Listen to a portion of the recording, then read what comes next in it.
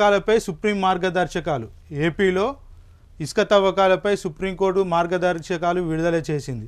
ఫిర్యాదులు స్వీకరించేందుకు, సమస్యలను పరిష్కరించేందుకు ప్రతి జిల్లాలో పోలీసు అధికారులతో కమిటీ ఏర్పాటు చేయాలని ఆదేశించింది. కేంద్ర పర్యావరణ శాఖ తనిఖీలు చేయాలని సమాచారం రాష్ట్ర అధికారులకు ఇవ్వాల్సిన అవసరం లేదని పేర్కొంది. ఈ మేరకు టోల్ ఫ్రీ నెంబర్, ఈమెయిల్ ఏర్పాటు చేసి విస్తృత స్థాయిలో తనిఖీలు నిర్వహించాలని ఆదేశించింది. అధికారులు గుర్తించిన మైనింగ్ ప్రదేశాల వివరాలను రాష్ట్ర ప్రభుత్వం ఇవ్వాలని, ఆయా ప్రదేశాలను జిల్లా కలెక్టర్లు తనిఖీ చేయాలని తెలిపింది. ఎన్జీటీ తీర్పులో ప్రతి అంశాన్ని తప్పక పాటించాలని స్పష్టం చేసింది. సుప్రీం చెప్పిన తర్వాత కూడా యంత్రాలు వాడారని కోర్టు పర్యావరణ శాఖ తరపు న్యాయవాది కోర్టు దృష్టికి తీసుకువెళ్లడంతో ఉత్తర్వులు ఉల్లంఘిస్తే చర్యలకు వెనుకాడవద్దని హెచ్చరించింది. జూన్ 9లోపు ఆదేశాలకు అమలుపై కేంద్ర రాష్ట్ర ప్రభుత్వాలు అఫిడవిట్ సమర్పించాలని స్పష్టం చేస్తూ తదుపరి విచారణ జూలై 17కి వాయిదా వేసింది. చూసుకున్నట్టయితే రాష్ట్రానికి భారీ వర్ష సూచన. రాష్ట్రంలో 5 రోజుల పాటు భారీ వర్షాలు కురిసే అవకాశం ఉందని ఐఎండీ తెలిపింది. ఉరుములు మెరుపులతో కూడిన వర్షాలు కురిసే అవకాశం ఉందని పేర్కొంది. మంచాల, భూపాలపల్లి, ములుగు, ఖమ్మం, నల్గొండ, సూర్యాపేట, యాదాద్రి, రంగారెడ్డి, వికారాబాద్, సంగారెడ్డి, మెదక్, వనపర్తి, హైదరాబాద్, గజ్వేల్, మేడ్చల్ జిల్లాలో ఎల్లో అలర్ట్ జారీ చేసింది వాతావరణ శాఖ. ఉరుములు మెరుపులతో పాటు గంటకు 40 నుంచి 50 కిలోమీటర్ల వేగంతో ఎదురుగాలు వీస్తాయని చెప్పింది.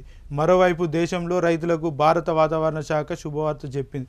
ఈ ఏడాది నైరుతి ఋతుపవనాలు మే 31న కేరళకు తాకే అవకాశం ఉందని ఐఎండీ అంచనా వేస్తుంది.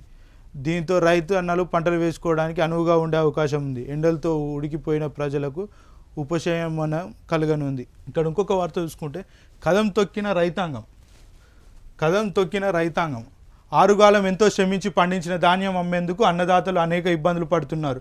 వరి కొనుగోలు కేంద్రాలు ఏర్పాటు చేసినప్పటికీ కొనుగోళ్లు నత్తనడకతో పొడిపడుతున్నాయి. ఇది ఇలా ఉంటే చావు కబురు చల్లగా చెప్పినట్టు దొడ్డు వడ్లకు బోనస్ ఇవ్వమని, సన్న వడ్లకు మాత్రమే ₹500 బోనస్ ఇస్తామని కాంగ్రెస్ ప్రభుత్వం చెప్పింది. కాంగ్రెస్ మొదటి నుంచి రైతుల పట్ల వివక్ష చూపుతోంది. ప్రభుత్వ వైఖరికి నిరసనగా బీఆర్ఎస్ పార్టీ ఆధ్వర్యంలో ధర్నా నిర్వహించారు. వ్యవసాయానికి కరెంటు, నీళ్లు ఇవ్వకుండా ఏడిపించిన ప్రభుత్వం ఇప్పుడు పండించిన వడ్లు కొనకుండా గోసపెడుతున్న తీరుపై అన్నదాతలు మండిపడ్డారు.